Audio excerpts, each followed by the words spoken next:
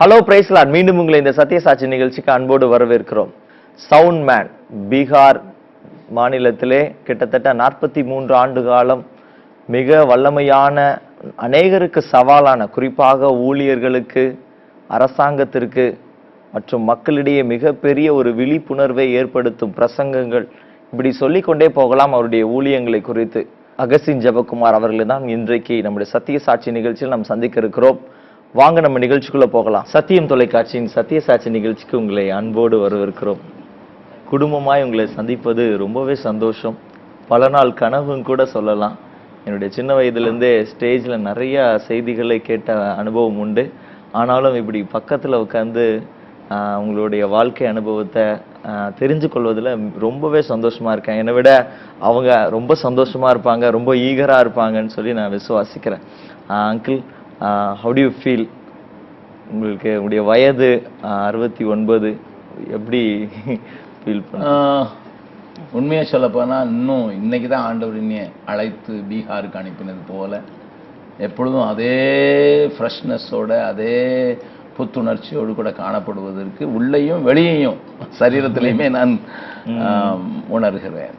நிச்சயமா. அங்கிள், நீங்க எங்க பிறந்தீங்க? உங்களுடைய சைல்ட்ஹுட் பத்தி சொல்லுங்க, உங்களுடைய வளர்ந்த அனுபவங்கள். நான் சாயர்புரம் என்கிற குக்கிராமத்தில் நான் பிறந்தேன். ஆனால் 5 வயது வரை தான் அங்கே இருக்க முடிந்தது. அதற்கு பின்பு நாங்கள் என்னுடைய அப்பாவுடைய வேலை நிமித்தமாக தூத்துக்குடி பட்டணத்துக்கு வந்தோம். தூத்துக்குடியிலே என்னுடைய படிப்பை எல்லாம் முடித்து விட்டு அதற்கு பிறகு மேலே போய் படித்து விட்டு தென் சென்னைக்கு வந்தேன். இதுதான் என்னுடைய ஆரம்பம். ஆகையினால சாயர்புரம் தான் என்னுடைய பிறந்த இடம். திருநெல்வேலி மாவட்டத்தில் இருக்கிறது. ஓகே அங்கிள், என்ன படிச்சு முடிச்சிங்க? நான் படித்தது டிப்ளமா இன் மெக்கானிக்கல் இன்ஜினியரிங் தான். ஆனால் என்னுடைய கனவுகள் பெரிதாக இருந்தது. நான் அந்த நாட்களிலேயே என்னுடைய தகப்பனார் இன்ஜினியரிங் காலேஜில் இடம் வாங்கி வைத்திருந்தாலும் நான் படித்து கல்லூரியை விட்டு வெளியே வந்த உடனேயே என்னுடைய தாயாருடைய வேலை போய்விட்டது. என்னுடைய பெற்றோர் தன்னுடைய உடன் பிறந்தவருடைய பிள்ளைகளையும் கூட பிறந்தவர்களையும் கவனிக்க வேண்டிய சூழ்நிலையில் தங்களை ஈடுபடுத்தி கொண்டிருந்தபடினால நான் என் பெற்றோருக்கு பாரமாக இருக்க விரும்பாதபடி அவருடைய கட்டாயத்தின் பேரில் எப்படியாவது இன்ஜினியரிங் படிக்க வேண்டுமே என்று சொல்லி டிப்ளமோவில் சேர்ந்து நான் மெக்கானிக்கல் இன்ஜினியரிங் பாஸ் பண்ணினேன். சூப்பர். அங்கிள், உங்களுடைய பேரண்ட்ஸ் பற்றி சொல்லுங்களேன். ஏன்னா உங்களுடைய பேரண்ட்ஸ் வந்து ரொம்ப ஸ்ட்ரிக்ட்னு சொல்லி நீங்கள் நிறைய டைம் சொல்லியிருக்கீங்க. அவங்களுடைய அந்த அனுபவத்தை சொல்லுங்கள். அதற்கு காரணம், என்னுடைய தாத்தா, அதாவது என்னுடைய அப்பாவுடைய அப்பா ஒரு இந்து பூஜாரியாக இருந்து ஆண்டவரை ஏற்றுக்கொண்டார் என்று என்னுடைய தகப்பனார் சொல்லியிருக்கிறார். அப்போ நீங்கள் செகண்ட் ஜெனரேஷனா?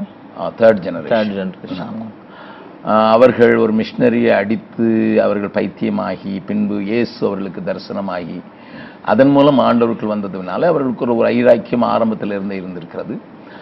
என்னுடைய தகப்பனார் தன்னுடைய தாய் தகப்பனுக்கு கடைசி பிள்ளையாக, 8வது பிள்ளையாக பிறந்திருந்தாலும் குடும்ப சூழ்நிலை நிமித்தமாக அவங்களுடைய அப்பா இறந்து விட்டபடினால, பெரிய குடும்பமாக இருந்தபடினால, தன்னை இராணுவத்தில் சேருவதற்கு ஒப்பு கொடுத்து போனபடினால அவர்கள் சிறு வயதிலிருந்தே ஒரு இராணுவ வீரனை போலத்தான் காட்சியளித்ததினாலையும் அவர்களுடைய வாழ்க்கையினுடைய தாக்கம் என்னை பாதித்தது உண்டு.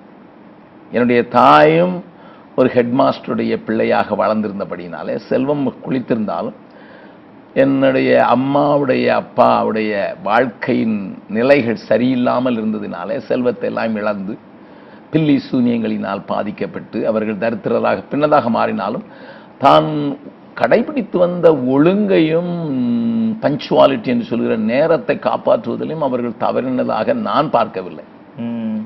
இவைகள் எல்லாம் ஆரம்பத்தில் எனக்கு போடப்பட்ட விதைகள், அந்த ஜீன்லே வருது. ஆமா, அவர்களுடைய ஒழுங்கு, காரியங்களை வைக்க வேண்டிய இடத்துல வைக்குவது, இவைகளெல்லாம் என்னுடைய தாய் என்னை தான் ஒரு ஆசிரியையாக இருந்தபடினாலே எனக்குள்ள புகுத்தினார்கள். இது கூடவே என்னிலே இவர்கள் மூலமாக தலைமுறையாக கடந்து வந்தது என்று சொல்ல வேண்டும். ஆகையினால ஒழுங்கு, நேரத்தை கடைபிடிப்பது, காரியத்தை எடுத்தால் அது செய்து முடிக்க வேண்டும் என்கிற துடிப்பு, இவைகளையும் சிறு வயதிலேயே நான் பெற்றுக்கொள்வதற்கு என்னுடைய மூதாதையர்களை தேவன் உபயோகப்படுத்தி இருக்கிறார். நிச்சயமா. அங்கிள், நீங்க உங்களுக்கு அதிகமான பாரம் வந்து வாலிபர்கள் மத்தியில். அப்போ உங்களுடைய வாலிபர் காலம், அதாவது நீங்க எப்போ மெசேஜ்ல பேசும்போதும் இப்படிதான் இருக்கணும் அப்படின்ற ஒரு கண்டிப்பு இருக்கு. அப்போ நீங்க இப்படிதான் இருந்தீங்களா அப்படின்னா உங்களுக்கு இன்ட்ரெஸ்டிங்கான விஷயங்கள் உங்களுடைய யூத் ஸ்டேஜ்ல நீங்க ஏதாவது உலகத்தின் பின்னாடி போன அனுபவங்கள் அதை பத்தி ஏதாவது சொல்ல முடியுமா? என்னுடைய சிறு வயதிலிருந்தே வேதத்தை வாசிக்காதபடி எனக்கு சாப்பாடோ காஃபியோ கொடுக்காதபடி என்னுடைய தாய் என்னை வளர்த்திருந்தபடினால தினந்தோறும் வாசிக்க வேண்டும். சுருக்கமாக சொல்ல போனால் 3.5 வயதிலே நான் வேதம் படித்ததுதான் முதல் புஸ்தகமே. 5 வயதிலே ஒரு அதிகாரம் படிக்காதபடி எனக்கு காலை காஃபி குடித்ததாக ஞாபகமே இல்லை.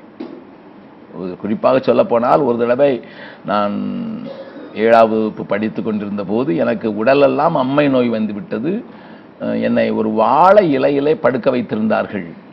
அந்த நேரத்திலையும் எனக்கு பசி எடுக்கிறது என்னோட அம்மாவிடத்துல போய் கேட்டால் வேதம் வாசித்தாயா என்றுதான் கேட்டார்கள். அவ்வளவு ஸ்ட்ரிக்டாக என்னை வளர்த்தபடியினால வெளி உலகத்தின் பிள்ளைகளோடு அதிகமாக என்னை பழக வைக்காததினாலையும் நான் 4 சகோதரிகளோடு கூட வளர்ந்தபடினாலும் அநேக தீமையான காரியங்களிலே என்னை ஈடுபடுத்த கூடாதபடி தடுக்கப்பட்டிருந்தேன். வீட்டின் கட்டாயத்தின் பெயரில் மாத்திரமல்லாமல் கட்டுப்பாடுள்ள ஒரு குடும்பமாக இருந்தபடினாலே பக்தி வழியிலே நடத்தப்பட்டபடினாலும் நான் அப்படி இருந்தாலும் தேவனோடு கூடியிருக்கிற தொடர்பு அற்றவனாக தான் வாழ்ந்தேன். சோ வேதத்தை தினமும் வாசித்ததினால் ஏதோ ஒன்று உள்ளே போய்கொண்டே இருந்தது. தீமையான உலகத்தோடு அதிக பழகாதனால தீமையான பழக்கங்கள் உள்ளே வருவதற்கு வாய்ப்பு குறையாக இருந்தது. ஆனால் சிந்தை வாழ்விலே வகுப்பறைகளிலே பேசப்படுகிற காரியங்களிலே அந்த தீமையான எண்ணங்கள் என்னை பாதித்துக் கொண்டுதான் இருந்தது. மாறாக கல்லூரி வாழ்க்கை வந்த போது இன்னும் ஒரு பெரிய உலகத்தை பார்த்தேன். இன்ஜினியரிங் படிக்க போன போது இன்னும் ஒரு அகலமான உலகத்தை பார்த்தேன். அந்த நாட்களிலே கட்சியினுடைய தாக்கம் அதிகமாக இருந்தது. அவர்கள் வாலிபர்களை போக்கஸ் பண்ணின போது அவருடைய பேச்சினால் நான் அதிகம் இழுக்கப்பட்டபடினாலே இளைஞர்களை கொண்டு சாதிக்க முடியும் என்பதை முதல் தேர்தலிலேயே அவர்கள் காண்பித்து கொடுத்தது. அப்ப இளைஞர்கள் தான் இந்த வாழ்க்கைக்கு கீ என்பதை புரிந்து கொண்டதினாலையும் அதற்கு ஒரு இளைஞர் படையை உருவாக்க வேண்டும் என்கிற ஒரு துடிப்பு அப்பொழுதே இருந்தபடியினாலையும் அவர்கள் மேல கவனம் இருந்ததுனால என்னுடைய வாழ்க்கை மற்றவர்களுக்கு மாதிரியாக இருந்தால் தான் இந்த தாக்கத்தை உண்டாக்க முடியும் என்கிறதுனால அநேக தீய பழக்கங்களுக்கு நானும் விலகி வாழ்ந்தேன். பக்தி ஒரு பக்கம் இருந்தது, ஆனால் உள்ளுக்குள்ளே இருக்கிற நோக்கங்கள் உயர்ந்ததாக இருந்ததுனாலையும் ஒரு லட்சிய வாழ்வு வாழ வேண்டும் என்கிற துடிப்பு இருந்ததுனாலையும் இந்த காரியங்களை என்னை காத்துக்கொண்ட வந்த முடிந்தாலும் இயற்கையாகவே வாலிபத்திலே காணப்படுகிற அனைத்து அசுத்தங்களும் உள்ளே போய்கொண்டுதான் இருந்தது. அது என்னை கொஞ்சம் ஓரம் கட்டி கொண்டேதான் இருந்தது. என்னுடைய வாழ்க்கையை அழுக்காக்கி கொண்டுதான் இருந்தது. ஆனால் நான் என்ன நினைத்தேன், பக்தி இருக்கிறது, லட்சியம் இருக்கிறது, ஒரு நோக்கம் இருக்கிறது, இதை வைத்து முன்னேறி விடலாம் என்கிற நிலையில என்னுடைய அசுத்தத்தை குறித்து கவலையற்றவனாக வாழ்ந்ததினாலே அசுத்தம் சேர்ந்து கொண்டு அது செடிமென்றாக படிந்து கொண்டே வந்தது. அந்த நேரத்தில் தான் நான் ஆண்டவரை சந்தித்தபடியினாலே 21ஆவது வயதிலே என்னுடைய அறையிலே அவர் என்னை சந்தித்தபடியினாலே அவர் என்னுடைய அழுக்கை 20 நிமிடங்கள் ஒரு சினிமாவை போல காண்பித்த காட்சியை கண்டு நானே என்னை வெறுக்கக்கூடிய அளவுக்கு வந்ததினால்தான் என்னுடைய அழுக்கை அந்த நாளிலே புரிந்து கொண்டேன். அதுவரைக்கும் நான் அழுக்கற்றவன் கரையற்றவன் என்று நினைத்து கொண்டிருந்தேன். அந்த சுயநீதி என்னை இன்னுமாக உன்னை ஆழ்த்தி கொண்டிருந்தது. அந்த நிமிடங்கள் எப்படி இருந்தது? 20 நிமிடங்கள் உங்களை பார்க்கும் பொழுது உங்களுக்கு எந்த எண்ணம் தோன்றினது? எனக்குள்ள பயங்கரமான வெறுப்பு மாத்திரமல்ல, இனி இப்படிப்பட்ட மனிதர்கள் வாழக்கூடாது, என்னையே முதலில் அழித்துக் கொள்ள வேண்டும் என்கிற எண்ணம் தான் தோன்றிற்று. அங்கேதான் நான் சிலுவையில உனக்காக அடிக்கப்பட்ட நான் இருக்கும்போது நீ அதை சுமக்க வேண்டியதில்லை, நீ அதற்கு பாடுபட வேண்டியதில்லை என்கிற அந்த காரியம் என்னை அன்றைக்கு தொட்டது. முழங்கால் படி இடத்தில் ஒப்பு கொடுத்து வைக்கப்படும். அதுக்கப்புறம் உங்க சால்வேஷன் ரிசீவ் பண்ணதுக்கப்புறம் உங்களுடைய லைஃப் எஜுகேஷன் முடிச்சிட்டீங்க. இப்போ வேலை ஸ்தலம், வேலை எங்க ஜாயின் பண்ணீங்க? நான் சென்னையில் உள்ள பல்லாவரத்தில் ஒரு நல்ல சம்பளம் கொடுக்கக்கூடிய ஒரு கம்பெனியில, நல்ல சூழ்நிலை உள்ள ஒரு ஆங்கில கம்பெனியில, இங்கிலீஷ் எலக்ட்ரிக் கம்பெனி என்று அன்றைக்கு பேர், இன்றைக்கு ஆல்ஸ்டோமாக மாறி இருக்கிறது. அப்படிப்பட்ட ஒரு கம்பெனியில ஒரு டூல் டிசைனராக நான் சேர்ந்தேன். அது என்னுடைய மார்க்குகளினால வந்தது, என்னுடைய குடும்பத்தாருடைய சிபாரிசினாலேயோ வேறு மேலிடத்திலிருந்து வந்த சிபாரிசினால அல்ல. மாறாக நான் படிக்கும்போதே ரோல் ஆஃப் ஆனரிலே நான் பாஸ் பண்ணினபடினாலே எனக்கு அந்த வேலை கிடைத்தது. அந்த வேலை செய்கிற ஸ்தலத்தில் இருக்கும்போது தான் நான் ஆண்டவரை ஏற்றுக்கொண்டேன். அதற்கு முன்னதாக தேவன் உண்டு, தேவனை தேட வேண்டும் என்கிற அறிவெல்லாம் லைஃப் தாண்டி கிறிஸ்டியன் லைஃப்குள்ள எதுவும் இல்ல. பெரிய ஆமா அப்படிப்பட்ட காரியங்கள் இல்லை, ஈடுபாடு இல்லை. ஜபம் இருந்தது, பாடுவேன், பாட்டு பிடிக்கும்ங்கிறதுனால பாடல்களை பாடுவேன். குடும்ப ஜபத்தில் பாடின பாடல்கள் மனதிலே பதிந்திருந்ததுனால் பாடுவேன். மற்றபடி தேவனோடு நடக்க வேண்டும், தேவ சத்தம் கேட்க வேண்டும், தேவன் எனக்கு என்ன வைத்திருக்கிறார் என்கிறதை குறித்து ஒரு அறிவு இல்லாதவனாக இருந்தேன். ஆனால் இந்த காட்சியில நான் என்னையே வெறுத்து என்னுடைய இடத்துல அவர் அடிக்கப்பட்டார் என்கிற காட்சியை நான் நேரடியாக தனி அறையில நான் சந்தித்த போது, அதற்கு பிறகு இவருடைய அன்பு என்னை உந்தி தள்ளுகிறதை நான் பார்க்க ஆரம்பித்தேன். அதுவரைக்கும் கிறிஸ்துவின் அன்பை டேஸ்ட் பண்ணினேன், ஆனால் உந்தி தள்ளுவதை நான் பார்க்கவில்லை. உந்தி தள்ளினால் அந்த நிமிடத்திலிருந்து மற்றவர்களுக்கு இயேசு சொல்ல வேண்டும் என்ற துடிப்பும் கூடவே வந்து விட்டது. அநேக செய்திகள்ல நீங்க அடிக்கடி சொல்வீங்க பார்ட் டைம் ஃபுல் டைம், அதுக்கு நான் முற்றிலுமே எதிரி அப்படின்னு சொல்லி. ஸோ அப்போ நீங்க உங்களுடைய பணி நிமித்தமா ஊழியத்தை ஆரம்பித்தீர்கள். எந்த ஆண்டு, எப்படி, எந்த ஊழியத்தை நீங்க முதல்ல ஸ்டார்ட் பண்ணீங்க? ஊழியம் செய்வதற்கென்று உங்களுக்கு எந்த சக்தி உந்துதலா இருந்தது? யார் உங்களுக்கு ஹெல்ப் பண்ணா? நான் சொன்னது போல 1967 வருடத்திலே இந்த சந்திப்பு ஆண்டவரோடு நடந்தது. உடனடியாக ஆண்டவர் சொல்ல வேண்டும் என்கிற இனம் தெரியாத ஒரு துடிப்பு, பார்க்கிறவர்களுக்கெல்லாம் சொல்ல வேண்டும் என்கிற ஒரு துடிப்பு இருந்தது. ஆனால் எப்படி செய்ய வேண்டும், என்ன செய்ய வேண்டும் என்கிற ஒரு அறிவில்லை. சபைகளுக்குள்ளே போய் அதில் ஈடுபாடு கொள்வதற்கான முயற்சியில் நான் முதலாவது ஈடுபடவில்லை. மாறாக கிறிஸ்துவை அறியாதவர்களுக்கு சொல்ல வேண்டும் என்கிற முதல் காரியம்தான் என்னை உந்தி தள்ளிற்று. அடுத்த நாளே என்னுடைய கம்பெனியில் வேலை செய்த இன்னொரு மலையாள சகோதரன் ஒருவர் உண்டு. அவரை நான் சந்தித்து, நீங்களும் ஆண்டவருடைய பிள்ளை தானே, ஆகையினாலே நம்ம 2 பேரும் சேர்ந்து எதையாயிலும் ஆண்டவருக்கு செய்யலாம் என்று சொன்னபோது, அவர் எனக்கு தமிழ் அதிகமாக பேச முடியாது என்று சொன்னார். நான் பரவாயில்லை, நீங்கள் நம்ம 2 பேரும் போகலாம், உங்களால் முடிந்தது பாட்டு பாடுங்கள், நான் பிரசங்கம் பண்ணுகிறேன் என்று சொல்லி, அப்பொழுது 2 பேரும் தீர்மானித்து யாரை போய் சந்திப்பது என்றால், படித்தவர்களை சந்திக்கிறதற்கு வேத அறிவு போதாது, படிக்காதவர்கள் பல கேள்விகள் கேட்பார்கள்.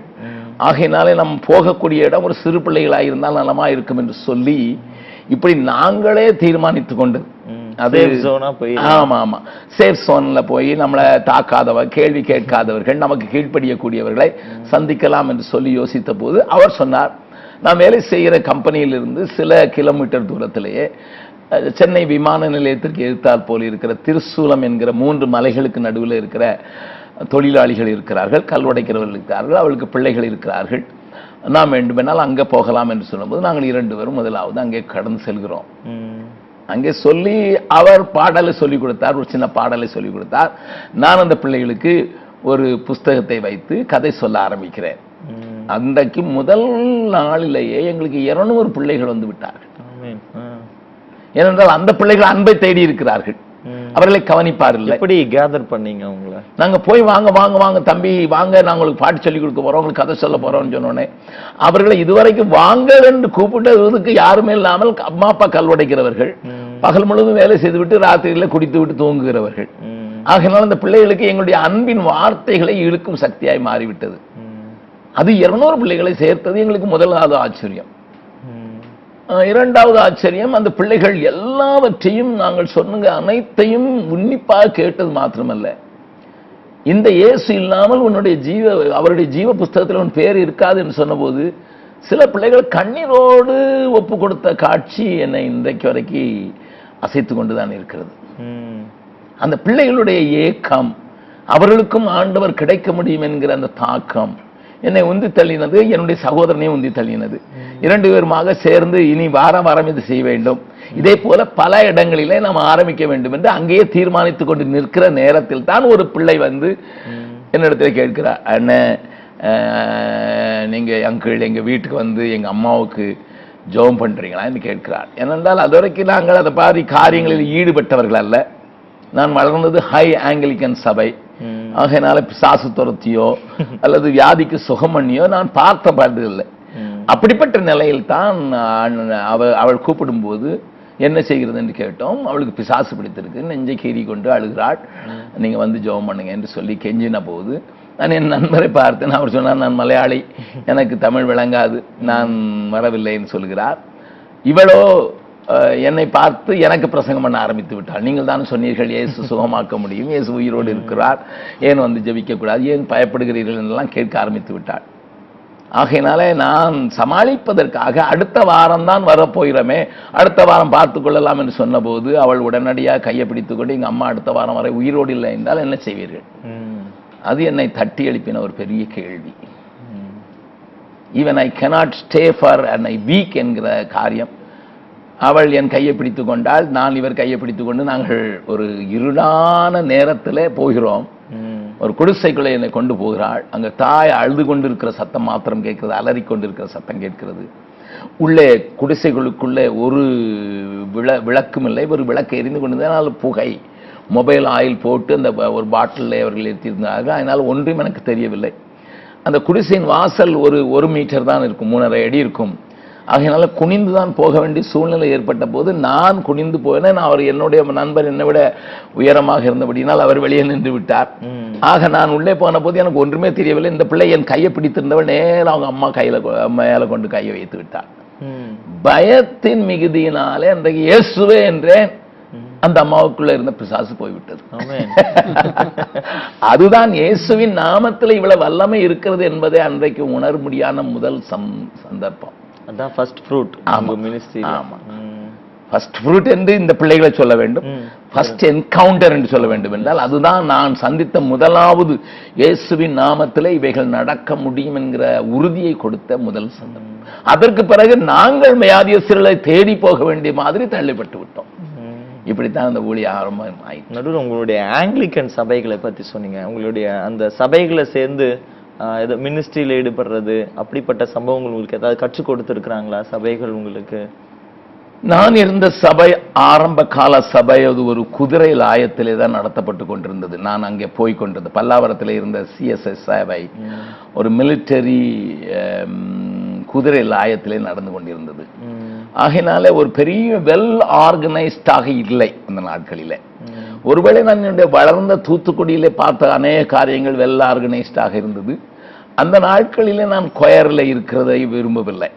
ஏனென்றால் அங்கே நிறைய பாலிடிக்ஸ் நடந்ததை பார்த்து விதை ஒழுங்கி விட்டேன். பாடுவதற்கு ஆசை இருந்தது, நான் கொயரில் ஈடுபடவில்லை. வாலிபர்களோடு கூட சேர்வதை என்னுடைய தாயார் அதிகம் விரும்புவதில்லை. ஏனென்றால் என்னுடைய பிள்ளை கெட்டு போய் விடுமோ என்கிற சூழ்நிலை இருந்தது. ஆனால் பள்ளியிலே சில காரியங்களிலே ஈடுபாடு செய்வதற்கு அந்த நாட்களிலே ஒய்எஃப்சி மூலம் வருவார்கள், நன்றாக சில காரியங்களை செய்வார்கள். அந்த ஆக்டிவிட்டியில நான் இருந்தேன் ஒழிய ரிலிஜியஸ் ஆக்டிவிட்டியில சர்ச் என்னை பழக்க வைக்கவே இல்லை. சென்னை வருவது வரைக்கும் நான் கலந்து கொண்டிருந்த அந்த ஆங்கிலிக்கன், அது சிஎஸ்ஐ சபை, சிஎஸ்என் சபையினுடைய போதகர் 5 சபைகளுக்கு போதகராக இருந்தபடினால் எங்களுக்கு அவர் நேரம் கொடுக்க மாட்டார். வருவார், பிரசங்கம் பண்ணுவார், அல்லது கம்யூனியன் கொடுப்பார், அதற்கு பிறகு அவர் ஓடி விடுவார். அவரோடு பேசுவதற்கு எங்களுக்கு நேரம் இருந்ததில்லை. அப்படியே எங்களுடைய நேரத்தில் அவர் அவைலபிளாக இல்லை, அவருடைய நேரத்தில் நாங்கள் அவைலபிளாக இல்லை. இப்படி இருக்கிற சூழ்நிலையில நாங்களாகவே அங்கே சில முயற்சிகளை எடுத்தோம். ஏன் நாம் வாலிபர்களுக்கு என்று ஒரு காரியத்தை செய்யக்கூடாது, பிள்ளைகளுக்கு என்று செய்யக்கூடாது, வெளியே செய்கிறோமே உள்ளேயும் பிள்ளைகள் இருக்கிறார்கள் என்று சொல்லி நாங்கள் இனிஷியேட் பண்ணினதனால் உள்ளே சண்டே ஸ்கூலை ஆரம்பித்தோம். அதற்கு பிறகு வாலிபர்களுக்கு மத்தியில அவர்களை கொண்டு எதையாயும் செய்ய வேண்டும் என்கிற துடிப்பு ஏற்பட்டது. So it was not a well organised church as such. அதற்கென்றே ஒரு போதகர் இல்லாததினாலேயும் இந்த காரியம் நடந்தது. ஆகையினால நாங்களே செய்வதை யாரும் தடுக்கவும் இல்லை, உற்சாகப்படுத்தவும் இல்லை, தடுக்கவும் இல்லை. அப்படிப்பட்ட நேரத்தில் திருநெல்வேலி மாவட்டத்தை சேர்ந்த சிலர் அந்த பின்னணி நன்றாக இருந்தபடினால அவர்கள் எங்களுக்கு துணையாக நின்றார்கள். இப்படித்தான் சபை எங்களை பயிற்சி வித்ததுன்னு சொல்ல மாட்டேன், ஆனால் பயிற்சி செய்வதற்கு எங்களை தடுக்கவில்லை. அந்த சுதந்திரத்தை அந்த சபையில நாங்கள் பார்த்தோம். நிச்சயமா இப்படியே போயிட்டு இருந்த உங்க லைஃப்ல எப்பொழுது உங்களுக்கு ஃபுல் டைம் காலிங் வந்தது? முழு நேர கண்டு நீங்க எப்படி வேலையை விட்டு வந்தீங்க? எந்த ஆண்டு, எந்த விஷயம் உங்களை தள்ளிட்டு ஃபுல் டைம் காலிங்? நான் இந்த ஊழியத்துல நான் வாலிபர்களை சபையிலிருந்து எடுத்து காலையில எழுந்து வசனங்களை சொல்வதை வாரத்தில் 2 நாட்களும், பிள்ளைகளை சந்திக்கிறதிலே நான் அதிகமாக ஈடுபட்டதினால வாரத்துக்கு 800 பிள்ளைகளையும் சந்திக்கிற காரியத்தை ஒழுங்காக செய்வதனால அதிகமாக இந்த 2 காரியங்கள் செய்து கொண்டு வந்தேன். சபையில வாலிபர் கூட்டம் நடத்தினேன். அதே கூட சண்டே ஸ்கூல் பிள்ளைகளில் சீனியர் பிள்ளைகளுக்கு நான் ஆசிரியனாக மாறினேன். அங்கே உள்ள கொயரிலே சேர்ந்தேன். இப்படியாக சபையின் காரியங்களில் ஈடுபட்டு கொண்டு வெளி காரியத்தையும் செய்ததினால கிட்டத்தட்ட 6 மணி நேரம் அப்படிப்பட்ட காரியங்களுக்கு செலவழிக்க முடிந்தது. இந்த நேரத்தில் அதே நேரத்திலே தமிழ்நாட்டிலே ஒரு இனம் தெரியாத ஒரு எழுப்புதலை தேவன் கட்டளையிட்டிருந்தார். ஆகையினால என்னை போலவே தனித்தனியாக ரட்சிக்கப்பட்ட வாலிபர்கள் அங்காங்கே இருந்தவர்கள் அப்படியே ஒரு விதமாக சின்ன கூட்டமாக சேர்ந்து தாம்பரத்திலே ஜெபிக்க வேண்டும் என்கிற ஒரு ஆவல் வந்ததினால ஜெபிக்கிறவர்கள் யாராயும் இருக்க மாட்டார்களா என்று தேடினோம். எங்களோடு கூட சேர்ந்து ஜெபிக்கிறவர்கள் இருக்க மாட்டார்கள். அப்பொழுது நான் கேள்விப்பட்டேன், தாமஸ் டேனியல் என்று சொல்லுகிற ஒரு MCCயிலே விரிவுரையாளராக இருந்தவர்கள் அங்கே ஒரு ஜெபத்தை நடத்துகிறார்கள், ஒவ்வொரு செவ்வாய்க்கிழமை நடத்துகிறார்கள் என்று சொன்னப்பட்ட காரியம் வந்தபோது நானும் அவர்களோடு கூட சேர்ந்து கொண்டேன். அது ஆலயத்தில் நடக்கவில்லை, ஆலயத்துக்கு வெளியே நடந்தது. ஆலயத்திற்குள்ளே நீங்கள் எலக்ட்ரிசிட்டி அதிகமாக உபயோகப்படுத்தி விடுவீர்கள், உள்ளே விடவில்லை. ஆகையினால அந்த வாசலில் வைத்து அவர்கள் நடத்துவார்கள். அந்த ஜெபத்தில் முதலாவது கலந்து கொண்டதினால இன்னும் சில வாலிப சகோதரர்களையும் அதில் ஈடுபாடு கொண்டவர்களையும் சந்திக்க முடிந்தது.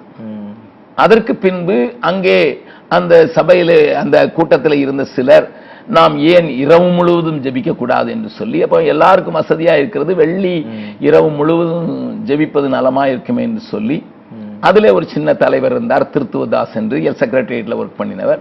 அவர் அந்த இனிஷியேஷன் எடுக்கும்போது நானும் அதில் இணைந்து கொண்டது மாத்திரமல்ல, தவறாமல் இந்த 2 ஜெபத்திலையும் கலந்து கொண்டோம். இந்த ஜெபங்கள் எங்களுடைய தேவைகளுக்காக இல்லவே இல்லை, மாறாக எங்களுடைய பரிசுத்தத்துக்கான தேவைக்காக ஜெபித்தோம். ஆனால் தேசத்துக்காக ஜெபித்தோம். தேசத்தை குறித்து பெரிய அறிவு கிடையாது, அந்த நாட்களில் இன்றைக்கு இருக்கிற தகவல் கிடையாது, பள்ளி விவரங்கள் கிடையாது. ஏதோ நமக்கு தெரிந்த காரியங்களை வைத்து நாம் ஜெபிக்கோம் என்று சொல்லி ஜெபித்துக் கொண்டிருந்தோம். அது அதிகமாக பாரத்தை ஏற்படுத்தினது மாத்திரமல்ல, அந்த நாட்களில் நான் தேவனுடைய கிருபையினாலே அபிஷேகத்தை பெற்றுக்கொண்டேன். அந்த பரிசுத்த ஆவியானவர் இன்னும் அதிகமாக பாரப்படுத்தினார், உந்தினார், அதிகமாக போராடி ஜெபிக்க வேண்டிய அந்த காரியத்தை கற்றுக் கொடுத்தார். CSI சபைகள்ல பரிசுத்த ஆவியானவர்னா தள்ளி நின்று பார்க்கிற, அதுவும் இன்றைக்காவது ஒத்துக்கொள்வார்கள், அன்றைக்கு அதை முழுவதுமாக எதிர்த்த நாட்கள். அது எதிர்த்த நாட்கள். ஆரம்பத்துல அந்த விதையை போட்டுருவாங்க, ஆனா அதை நீங்க எப்படி ஓவர் கம் பண்ணீங்க? இல்ல, என்னை ஆண்டவர் அபிஷேகித்தது ஒரு பெரிய ஒரு சூழ்நிலை. ஒரு நாள் சண்டே ஸ்கூல் எடுப்பதற்காக நான் அப்போஸ்தலர் 10வது அதிகாரத்தை வாசித்துக் கொண்டிருக்கிறேன். அந்த பகுதியை நான் போதிக்க வேண்டும் என்று சொல்லி, அப்பொழுது என்னோடு கூட இங்கிலீஷ் எலக்ட்ரிக் கம்பெனியில் வேலை செய்து கொண்டிருந்த ஒரு மந்திரவாதியாக இருந்து ரட்சிக்கப்பட்ட ஒரு கேரளாவை சேர்ந்த நண்பர் எங்களுடைய ஊழியத்தை பார்க்கும்படியாக வந்தார். இந்த சிறு பிள்ளைகள் மத்தியில் அவர் என்னை கண்டு மிகவும் புகழ்ந்து பேசி, இப்படிப்பட்ட கிருபைகள் எல்லாம் உங்களுக்கு கொடுத்திருக்கிறார் என்று என்னையும் என் நண்பரையும் நீங்கள் ஞானஸ்நானம் எடுக்க வேண்டும் என்று சொன்னார். நான் எதிர்க்க ஆரம்பித்தேன். ஏன்னா நான் ஒரு ஸ்ட்ராங் ஆங்கிலிக்கன். ஞானஸ்நானம் என்பது அது பெந்தேகோஸ்தே சத்தியம் என்பதில் நான் மிகவும் அதிகமாக எதிர்க்க ஆரம்பித்த அந்த நேரத்தில் அவர் என்னை பார்க்கும் போதெல்லாம், கம்பெனியில பார்க்கும் போதெல்லாம், பிரதர் நீங்க ஒப்பு கொடுத்துட்டீங்கன்னா ஆண்டவர் உங்களை ஆவியானவரால் நிரப்புவாரு. அப்போ ஆவியானவரால் நிரப்பினேன்னா இன்னும் நிறைய காரியங்கள் உங்களுக்கு கொண்டு செய்வார். நான் ஆவியில நிரம்பாமலே நான் இப்போ நிறைய பேருக்கு சாஸ் வரட்டுறேன், ஆவியில நிரம்பாமலே நிறைய பேர் சுகமா இருக்காங்க. அது எதற்கு தேவை? அதற்கு தேவை நீங்க சொல்ற அபிஷேகம் இல்லாமலே நடக்குது. அப்போ ஆண்டவர் எங்களோடு கூட இருக்கிறார் என்று சொல்லி அதிகமாக போரிட்டு இருக்கிறேன் அவரோடு. ஆனால் இந்த சண்டே ஸ்கூல் பிள்ளைகளுக்காக நான் 10வது அதிகாரம், ஏனென்றால் நான் சீனியர் வகுப்பை நடத்தி கொண்டது, அப்படின்னா கொஞ்சம் ஆழமாக சொல்லிக் கொடுக்க வேண்டும் என்று சொல்லி 10வது அதிகாரத்தை வாசித்த போது கொர்நேலி வீட்டில் நடந்த அனுபவத்தை அதிலே பார்க்கிறேன். என்ன நேயர்களே, இந்த நிகழ்ச்சி நிச்சயமா உங்களுக்கு பிரயோஜனமா இருந்திருக்கு சொல்லி நாங்கள் விசுவாசிக்கிறோம். சகோதரர் அகஸ்டின் ஜெபக்குமார் அவர்களுடைய இளமை காலம், குறிப்பாக ஆண்டவர் எப்படி அவர்களை தெரிந்தெடுத்தார் என்பதை இந்த செக்மெண்ட்ல நம்ம பார்த்தோம். தொடர்ந்து இதோடைய தொடர்ச்சியை அடுத்த வாரம் நம்ம இதே நேரத்துல பார்க்க இருக்கிறோம். நன்றி, வணக்கம்.